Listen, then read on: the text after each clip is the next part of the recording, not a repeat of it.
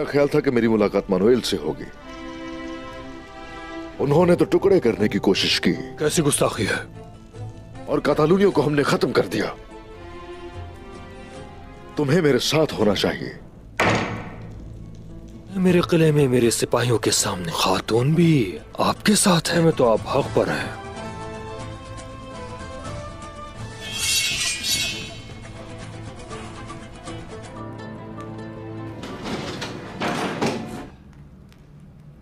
आपकी तवाज़ु के लिए शरबत भी आ गया।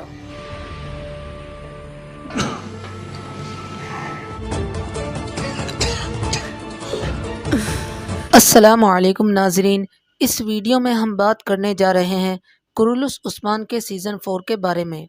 दोस्तों, अभी तक बहुत से फैंस अपने पसंदीदा किरदार आइगुल खातून के बिछड़ने का गम भी नहीं भूल पाए और बहुत से सवालात ज़रकुताई के बारे में भी देखने को मिलते हैं। आज की इस वीडियो में हम आपको तारीखी और तहकीकी तरजीह के मुताबिक इंफॉर्मेशन फराहम करेंगे। दोस्तों, कुरुलुस उस्मान के सीज़न 4 की कहानी एक नए और बेहतरीन अंदाज में पेश की जाएगी, जो कि गुज़िश्ता तमाम सीज़न से बेहतर होगी। इस बार नए दुश्मनों की एंट्री सिर्फ सीरीज में हलचल नहीं मचाएगी, बल्कि फैंस के दिल में भी हलचल मचा देगी। पिछले तीनों सीजनों में हमने मंगोलों को बहुत ही ताकतवर देखा है और सब हैरान थे कि आखिर मंगोल इतने ताकतवर कैसे हो सकते हैं। लेकिन हो सकता है कि एक बार फिर हमें सीज़न 4 में मंगोलों का ज़वाल देखने को मिल जाए। ये बात 50% सही भी है और 50% नहीं कि सीज़न 4 में मंगोल होंगे, लेकिन असल बात तो हमें सीज़न 4 के शुरू होने पर ही पता चलेगी कि मंगोल सीज़न 4 में दिखाए जाएंगे या फिर नहीं दिखाए जाएंगे। उस्मान सरदार के नए दुश्मनों में शामिल होने वाले बूरसा और इज़निक के कमांडर हलचल मचा देंगे और उस्मान सरदार, जिन्होंने बहुत से किलों को फतह करके उन पर आसानी से कई परचम लहरा दिया था, इसीलिए आने वाले सीजन में उन्हें खतरनाक दुश्मनों का सामना करना पड़ेगा। कुरुलुस उस्मान के सीजन 3 के आखिर में यनी शहर की फतह के दौरान आइगुल खातून की शहादत हो गई थी। इसके बाद से ज़रकुताई का किरदार काफ़ी उदास देखने को मिला था। अब बात करते हैं कि सीजन 4 में ज़रकुताई का किरदार होगा या नहीं। सीजन 4 में ज़रकुताई का किरदार लाजमी शामिल किया जाएगा। हो सकता है हमें ये किरदार सीजन 4 के आगाज में नहीं बल्कि कुछ देर से देखने को मिले, और जहां तक हमारी प्रिडिक्शन है तो ज़रकुताई का किरदार भी बोरान सिपाही की तरह अपने जहनी तवाज़न को खो देगा। सीजन 4 में ज़रकुताई अकेला नहीं होगा बल्कि उसके बच्चे भी होंगे। सीजन 4 में उस्मान सरदार को बहुत सी नई मुश्किलात का सामना करना पड़ेगा। जैसे जैसे उस्मान सरदार की ताकत में इजाफा होता जाएगा, वैसे ही बड़े और ख़तरनाक दुश्मनों से उस्मान सरदार का सामना होगा। गुज़िश्ता सीज़न की बनिस्बत सीज़न 4 में गद्दारी का सिलसिला बहुत कम होगा, क्योंकि उस्मान सरदार एक ऐसा नया निज़ाम राइज़ करेंगे जिससे दुश्मन भी दोस्तों में तब्दील हो जाएंगे। सल्तनत उस्मानिया के इस अजीम सुल्तान की तारीखी कहानी का आगाज़ अक्टूबर के पहले हफ्ते में होगा। सीज़न 4 में हमें उस्मान सरदार और याकूब बे के दरमियान बहुत सी सर्दी गर्मी देखने को मिलेगी। याकूब बे, जो कि गर्म्युलारी कबीले का सरदार है। गर्म्युलारी कबीला जो कि शुरू से ही उस्मान सरदार की मुखालिफत करता आया है। इसकी एक अहम वजह इसका शहर है जिस पर गर्म्युलारी कबीले की हुकूमत थी, लेकिन इस दौर में यहाँ पर ताजिरों पर बहुत जुल्म किया जाता था, इसीलिए आहिस्ता आहिस्ता यहाँ पर बहुत से फसाद होने शुरू हो गए। ये देखते हुए सुल्तान ने हुक्मनामा जारी किया और ये शहर काइयों की मिल्कियत कर दिया, लेकिन याकूब बे ने इस फैसले को कबूल नहीं किया। इसके बाद याकूब बे ने मंगोलों की हिमायत हासिल की थी। अब आने वाले सीजन में बहुत से दुश्मन मिलकर उस्मान सरदार का मुकाबला करेंगे और एक बार फिर से उस्मान सरदार को मुश्किलात का सामना करना पड़ेगा। सीजन 4 में मुकम्मल तौर पर तारीखी कहानी देखने को मिलेगी।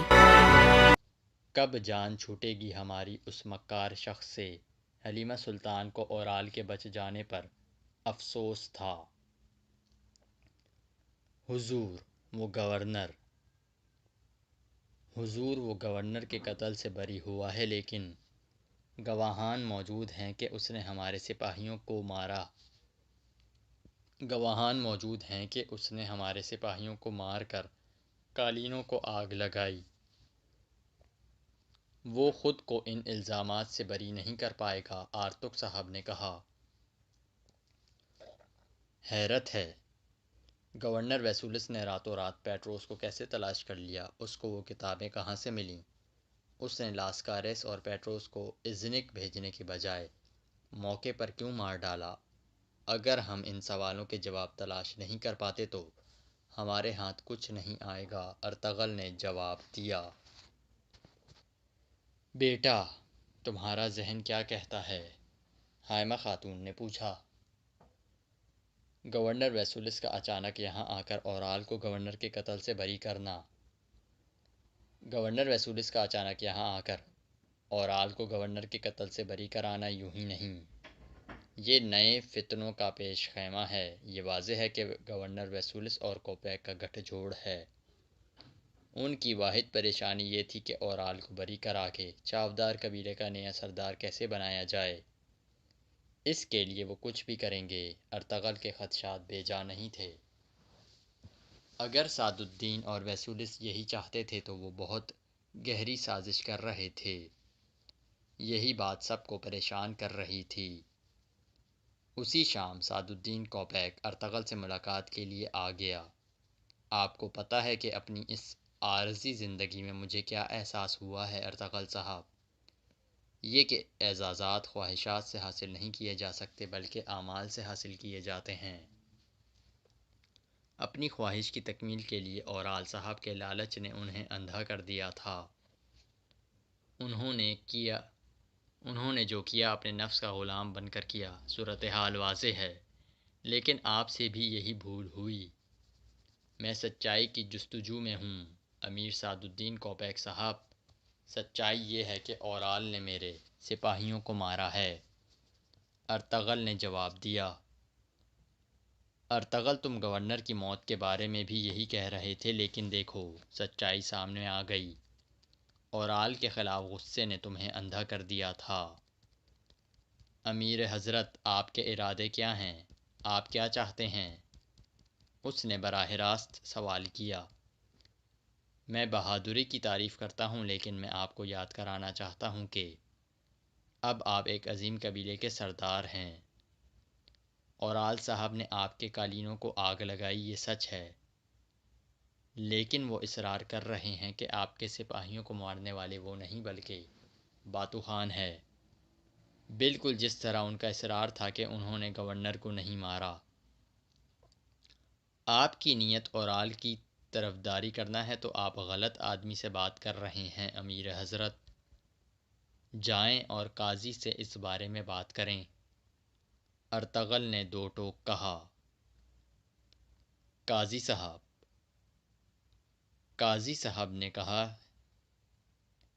صاحب نے کہا ہے کہ شریعت کے مطابق یہ آپ پر ہے کہ اس مسئلے کو حل کریں۔ اورال کو قتل کیا گیا تو اس کا مطلب دونوں قبیلوں کے مابین دشمنی ہے۔ اورال صاحب نے اپنے بابا کو کھویا ہے، قبیلہ بکھر گیا ہے۔ بتائیں ارطغرل، چاودار قبیلے میں ان سب چیزوں کی ذمہ داری کون لے گا؟ یہ بات واضح ہے کہ اورال نے آپ کے سپاہیوں کو نہیں مارا بلکہ باتو خان نے یہ سب کیا۔ ضدی مت بنیں، اپنے سپاہیوں کی دیت پر راضی ہو جائیں، ورنہ امن کی حفاظت کرتے کرتے آپ ہمارے بیچ جنگ کی وجہ بن جائیں گے۔ اپنے سپاہیوں کے گھر والوں سے بات کریں، انہیں قائل کریں کل سے ضائع موت سے قبل مجھے اپنے فیصلے سے آگاہ کر دیں۔ آپ امن تباہ کرنے والے کے نام سے نہ جانے جائیں، میں آپ سے اچھی خبر کی توقع کرتا ہوں۔ امیر سعد الدین کوپیک نے اپنا موقف بیان کیا اور وہاں سے اٹھ گیا۔ ارطغرل معاملے کے ہر پہلو کا جائزہ لے رہا تھا۔ پھر وہ آرتک صاحب کے پاس چلا آیا۔ وہ اس بارے میں کوئی حتمی فیصلہ کرنا چاہتا تھا۔ آرتک صاحب، چاودار قبیلے کی سرداری کے لیے بہت سے اختلافات ہیں۔ جاندار صاحب کی موت نے توازن کو بری طرح متاثر کیا ہے، یوں ہی بیکار میں۔ سعد الدین کوپیک ہم سے اورال کی سزا سے دستبرداری نہیں چاہتا۔ اس کو سردار بنانے کے لیے وہ کچھ بھی کرنے کے لیے تیار ہے۔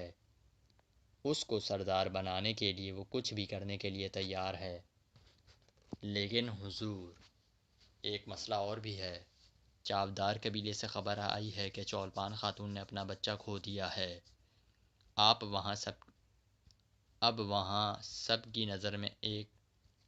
وہاں سب کی نظر میں ایک معصوم کی جان جانے کی وجہ بن گئے ہیں۔ وہ آپ پر تمام فسادات کا الزام لگائیں گے۔ یہی کوپیک بھی چاہتا ہے۔ سعد الدین کوپیک جسے چاہے چاودار قبیلے کا سردار بنا سکتا ہے۔ میرے خیال میں سعد الدین کوپیک کے ہوتے ہوئے آلیار صاحب چاودار قبیلے کے سردار نہیں بن سکتے۔ اگر کوپیک چاہے تو آلیار سردار بن سکتا ہے ارتغ صاحب، ارطغرل نے کہا۔ معاملہ بہت اہم تھا۔ ارطغرل نے حائمہ خاتون اور حلیمہ سلطان کو بھی مشاورت کے لیے بلا لیا۔ جب وہ پہنچی تو ارطغرل نے انہیں ساری بات تفصیل سے بتائی اور کہنے لگا، امی جان، مجھے آپ سے ایک اہم مسئلے پر مشاورت کرنی ہے۔ امیر سعد الدین دیت دے کر اورال کو بچانا چاہتا ہے۔ اس نے اس سلسلے میں مجھ سے بات کی ہے۔ جن سپاہیوں کو اس نے مارا ان کی بیویوں اور ماؤں کا کیا ہوگا؟ وہ تباہ حال ہیں۔ حلیمہ سلطان چوکی۔ آپ بھی میرے شہید سپاہیوں کے گھر والوں کی طرح اورال کی سازشوں کی متاثر ہوئی ہیں۔ اسی لیے میں پہلے آپ لوگوں سے مشاورت کرنا چاہتا تھا۔ ارطغرل نے جواب دیا، تم کیا چاہتے ہو اس بارے میں؟ حائمہ خاتون نے پوچھا۔ میں شہید سپاہیوں کے گھر والوں کو دیت کے لیے راضی کرنا چاہتا ہوں۔ کیا آپ اورال کی زندگی بچانے کی کوشش کر رہے ہیں حضور؟ حلیمہ سلطان نے حیرت سے کہا۔ نہیں حلیمہ سلطان، ان زمینوں کی تقدیر کائی اور چاودار کے بھائی چارے اور اتحاد پر منحصر ہے۔ اس لیے میں لڑوں گا اور اسے یقینی بنانے کے لیے آلیار صاحب کو سردار بنانا ہوگا۔ اگر اورال مرتا ہے تو سعد الدین کوپیک اپنی مرضی کا سردار تعینات کر دے گا۔ اس طرح زمینوں پر کبھی امن نہ ہوگا۔ ہم میں ایک طرف گورنر اور دوسری طرف چاودار قبیلے سے لڑنے کی سکت نہیں ہے۔ ارتغرل صاحب نے انہیں سمجھایا۔ اس طرح ہم اپنے ہی بھائیوں کے بہائے ہوئے خون میں ڈوب جائیں گے۔ آلیار کو سردار بنانے کے لیے ہمیں اورال کی سزا سے ہاتھ اٹھانا ہوگا۔ ارطغرل نے واضح کیا۔ یہ سب کیسے ہوگا بیٹا؟ حائمہ خاتون تذبذب میں تھیں۔ میں اورال کی زندگی کے بدلے میں امیر سعد الدین سے یہ شرط رکھوں گا کہ آلیار صاحب کو نئے سردار کے طور پر حمایت حاصل ہوگی۔ اگر وہ انکار کرتا ہے تو میں اورال کا سر اتار دوں گا۔ ارطغرل نے جواب دیا تو حائمہ خاتون اور حلیمہ سلطان نے اس سے اتفاق کر لیا۔ علاقے میں امن کے لیے انہیں یہ تجویز پسند آئی تھی۔ اورال سرائے کے ایک کمرے میں قید تھا۔ وہ اس بات پر مطمئن تھا کہ گورنر ویسولس کی مداخلت سے اس کی جان بچ گئی، لیکن ارطغرل کی طرف سے اسے نرمی کی کوئی امید دکھائی نہیں دے رہی تھی۔ وہ ارطغرل کی طبیعت سے خوب واقف تھا۔ یہ اس کی آخری رات بھی ہو سکتی تھی۔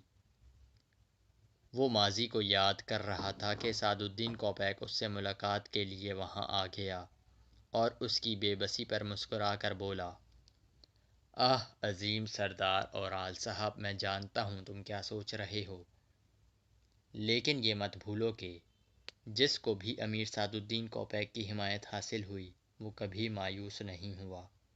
تو پھر میری بھی مدد کریں تاکہ میں اپنے بابا کا بدلہ لے سکوں۔ افسوس کہ تم ابھی بھی بدلے کی آگ میں ہو۔ میں تمہیں یہاں سے باہر نکالوں گا۔ اہم چیز یہ ہے اورال کہ میرے پاس ایک بری خبر ہے۔ کیسی خبر؟ اورال چونکا۔ چولپان خاتون نے تمہارا بچہ کھو دیا ہے۔ یہ سن کر اورال کی آنکھوں میں آنسو آ گئے۔ اس کے دل کو دھچکا سا لگا تھا۔ اورال صاحب اللہ ہی ہے جو ہمیں اولاد جیسی نعمت سے نوازتا ہے، اور اس کی مرضی ہے کہ جب چاہے یہ نعمت واپس لے لے، لیکن بغاوت اور گناہ کا سوچنا بھی مت۔ میں تمہیں یہاں سے ہر صورت نکالوں گا۔ انتقام کے اس رستے پر تمہیں بہت صبر سے کام لینا ہے۔ امیر سعد الدین کوپیک نے اسے تسلی دی۔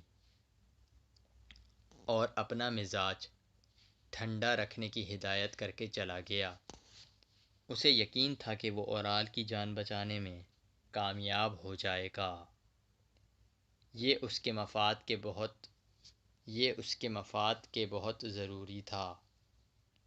مفاد کے لیے بہت ضروری تھا۔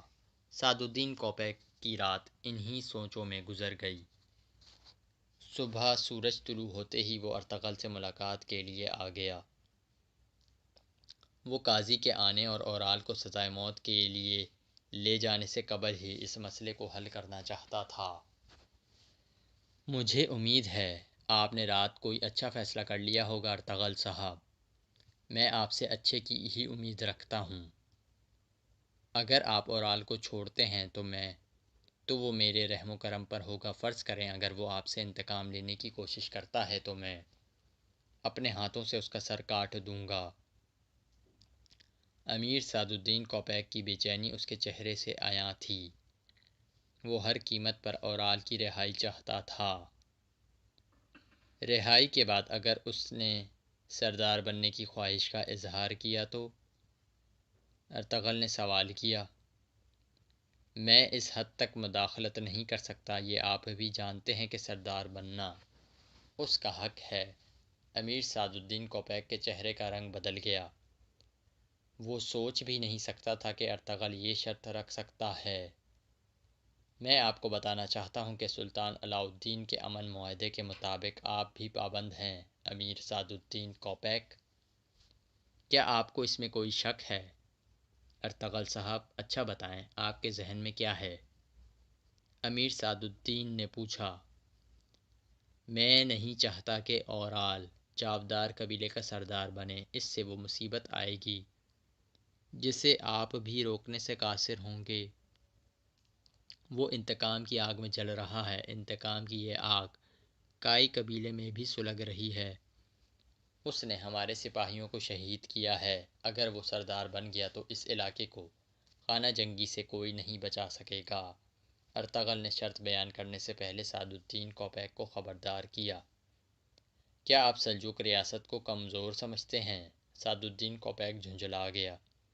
میں نے اپنے شہیدوں کے ورثاء سے اورال کو چھوڑنے کی اجازت حاصل کر لی ہے۔ ان کی مائیں اور بیویاں دیت میں سونا نہیں امن چاہتی ہیں۔ وہ دونوں قبیلوں کے درمیان بھائی چارہ چاہتی ہیں۔ ارطغرل نے بتایا۔ بہت خوب، یہی کائی قبیلے کی شان کے مطابق اور صحیح فیصلہ ہے۔ امیر سعد الدین کوپیک کی آنکھوں میں چمک پیدا ہوئی۔ تاہم میری صرف ایک شرط ہے کہ اورال کی جگہ آلیار کو قبیلے کا سردار بننا چاہیے۔ آپ قبیلے کے سرداران سے بات کریں، انہیں آلیار کو سردار منتخب کرنے پر راضی کرنا آپ کا کام ہوگا۔ میں جانتا ہوں کہ آپ ایسا کر سکتے ہیں۔ ارطغرل نے اپنی بات پر زور دیا۔ اگر سرداران نے میری بات نہ سنی، اگر انہوں نے اورال کو چن لیا تو؟ امیر سعد الدین کوپیک بولا۔ آپ کے ہاتھ میں ریاست کی طاقت ہے۔ کیا آپ ریاست کی طاقت اور اس کے ساتھ اپنی طاقت کو کم سمجھتے ہیں؟ امیر سعد الدین، اگر آپ میں اتنی طاقت نہیں تو آپ کیا سودا کرنا چاہتے ہیں؟ پھر میں اور کچھ نہیں کر سکتا۔ سزائے موت کا وقت قریب ہے، اجازت چاہتا ہوں۔ ارطغرل بات مکمل کر کے اٹھنے والا تھا کہ امیر سعد الدین نے اسے روک لیا۔ رک جائیں۔ اگر اورال دوسرے سرداران کو خود کو چننے پر قائل کر لے تو اس صورتحال میں کیا ہوگا؟ اس صورت میں امن ختم ہو جائے گا امیر سعد الدین۔ میں ذاتی طور پر امن معاہدہ توڑ دوں گا۔ اگر وہ وعدے کی خلاف ورزی کرے گا تو ہم دونوں کو اس کی قیمت چکانی پڑے گی۔ پھر اسے اپنے فیصلے سے خود آگاہ کر دیں۔ امیر سعد الدین کوپیک کے پاس اب کہنے کو کچھ نہ بچا تھا۔ بات جاری تھی کہ قاضی صاحب بھی آ گئے۔ دونوں نے انہیں تعظیم پیش کی۔ انہوں نے ارطغرل سے پوچھا۔ ارطغرل صاحب کیا فیصلہ کیا آپ نے؟ مجھے کوئی فیصلہ کرنے کا حق نہیں۔ میں نے اس معاملے پر اپنے لوگوں سے مشاورت کی ہے۔ وہ امن چاہتے ہیں۔ دونوں قبیلوں کی بھلائی کی خاطر میں اورال کی دیت قبول کرتا ہوں۔ ارطغرل ارطغرل نے اعلان کیا تو امیر سعد الدین کوپیک کے افسردہ چہرے پر زندگی کی لہر دوڑ گئی۔ اسے یوں لگا جیسے وہ ہاری ہوئی بازی جیت گیا ہو۔ ان کے لیے اللہ کی طرف سے بڑے درجے مغفرت اور رحمت ہے۔ ان کے لیے اللہ کی طرف سے بڑے درجے مغفرت اور رحمت ہے۔ اللہ معاف کرنے والا، رحم کرنے والا ہے۔ آپ کا اور کائی قبیلے کا یہ بہترین فیصلہ ہے۔ یہ فیصلہ ان سرزمینوں پر امن لائے گا انشاءاللہ۔ قاضی صاحب نے ارطغرل کے احسن فیصلے کی تعریف کی۔ قاضی صاحب کو رخصت کر کے ارطغرل قیدیوں کے کمرے میں چلا گیا۔ اورال وہاں زنجیروں سے بندھا بیٹھا تھا۔ اس کے چہرے پر مایوسی تھی، جیسے وہ زندگی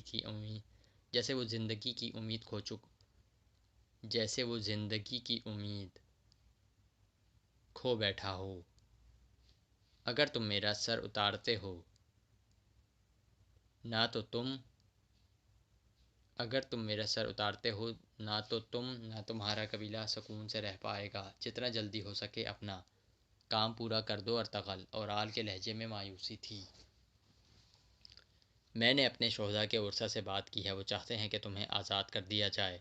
وہ اپنے شوہروں، بیٹوں اور بھائیوں کے لیے تلافی نہیں چاہتے، ورنہ تمہاری موت بہت دردناک ہوتی۔ تم نے بہت سے اپنوں کی جانیں اپنی زبان کی بھیڑ چڑھا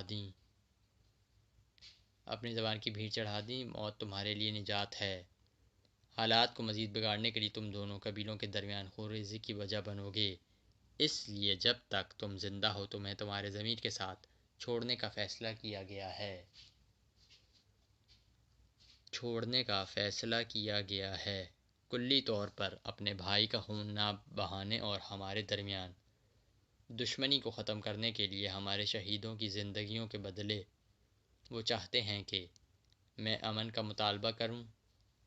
اب تم جا سکتے ہو، لیکن یاد رکھنا میں تمہارے اٹھائے جانے والے ہر قدم اور لی جانے والی ہر سازش پر نظر رکھوں گا۔ ارطغرل نے اورال کو تنبیہ کی اور دوان نے آگے بڑھ کر اس کے ہاتھ کھول دیے۔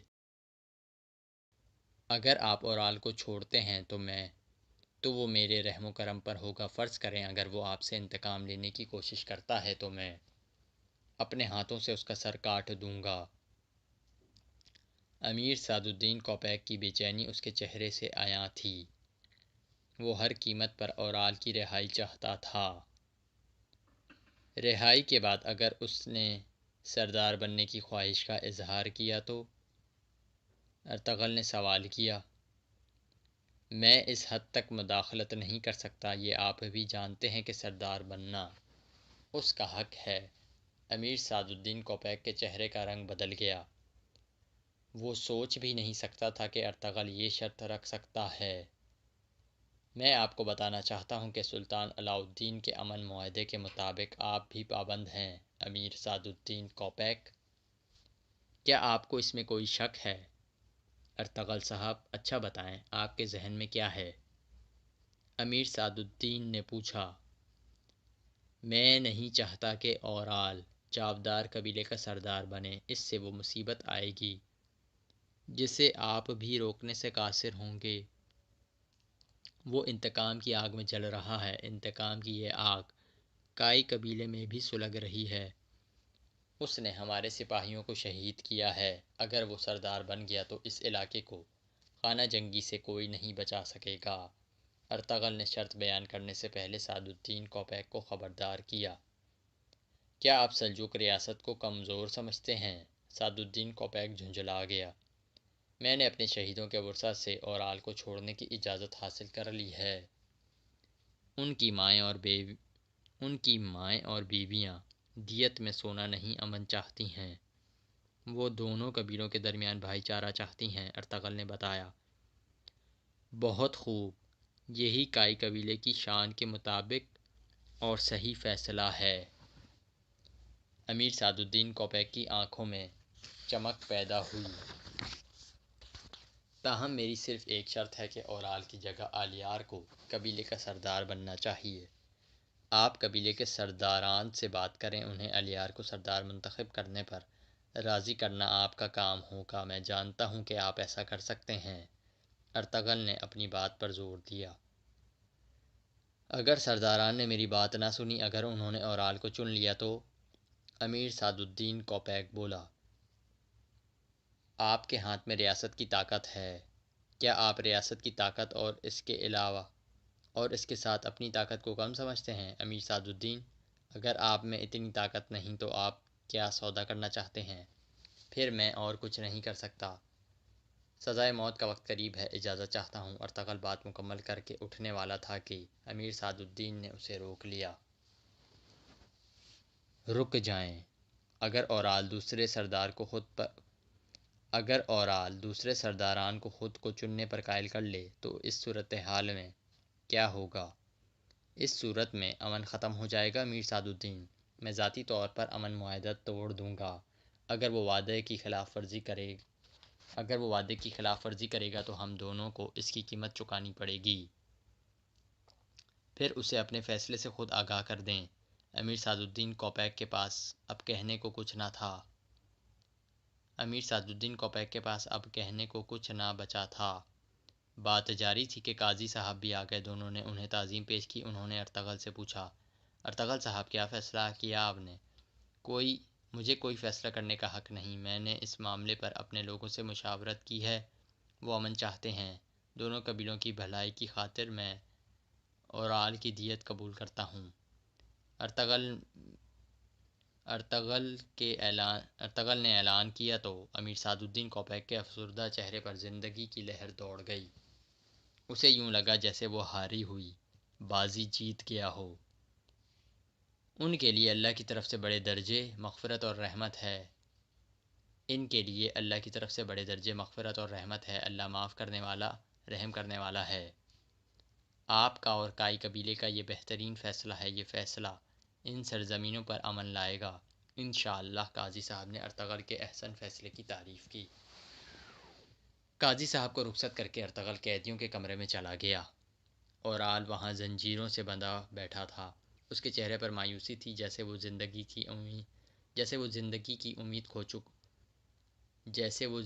کی امید کھو بیٹھا ہو۔ اگر تم میرا سر اتارتے ہو نہ تو تم نہ تمہارا قبیلہ سکون سے رہ پائے گا، جتنا جلدی ہو سکے اپنا کام پورا کر دو ارطغرل۔ اورال کے لہجے میں مایوسی تھی۔ میں نے اپنے شہداء کے ورثا سے بات کی ہے، وہ چاہتے ہیں کہ تمہیں آزاد کر دیا جائے، وہ اپنے شوہروں، بیٹوں اور بھائیوں کے لیے تلافی نہیں چاہتے، ورنہ تمہاری موت بہت دردناک ہوتی۔ تم نے بہت سے اپنوں کی جانیں اپنی زبان کی بھیڑ چڑھا دیں، موت تمہارے لیے نجات ہے۔ حالات کو مزید بگاڑنے کے لیے تم دونوں قبیلوں کے درمیان خونریزی کی وجہ بنو گے، اس لیے جب تک تم زندہ ہو تمہیں تمہارے ضمیر کے ساتھ چھوڑنے کا فیصلہ کیا گیا ہے، کلی طور پر اپنے بھائی کا خون نہ بہانے اور ہمارے درمیان دشمنی کو ختم کرنے کے لیے ہمارے شہیدوں کی زندگیوں کے بدلے وہ چاہتے ہیں کہ میں امن کا مطالبہ کروں۔ اب تم جا سکتے ہو، لیکن یاد رکھنا میں تمہارے اٹھائے جانے والے ہر قدم اور لی جانے والی ہر سازش پر نظر رکھوں گا۔ ارطغرل نے اورال کو تنبیہ کی اور دوان نے آگے بڑھ کر اس کے ہاتھ کھول دیے۔